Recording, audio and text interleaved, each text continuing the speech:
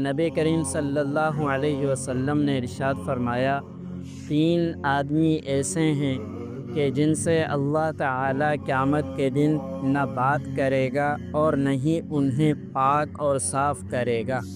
حضرت ابو معاویہ رضی اللہ تعالی عنہ کہتے ہیں کہ اللہ تعالیٰ ان کی طرف نظر رحمت سے بھی نہیں دیکھے گا اور ان کے لیے دردناک عذاب ہے۔ نمبر 1، ناجائز جنسی تعلق رکھنے والا بوڑھا۔ نمبر 2، جھوٹا بادشاہ۔ نمبر 3، تکبر کرنے والا مفلس۔ حضرت عبداللہ بن عمر رضی اللہ تعالی عنہ سے روایت ہے کہ نبی اکرم صلی اللہ علیہ وسلم نے ارشاد فرمایا، قیامت کے دن اللہ تعالی آسمانوں کو لپیٹ لے گا، پھر انہیں اپنے دائیں ہاتھ میں لے کر فرمائے گا، میں بادشاہ ہوں۔ جابر، زور والے بادشاہ کہاں ہیں؟ تکبر والے کہاں ہیں؟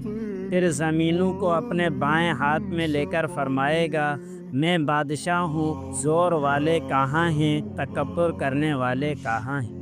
اللہ عمل کرے۔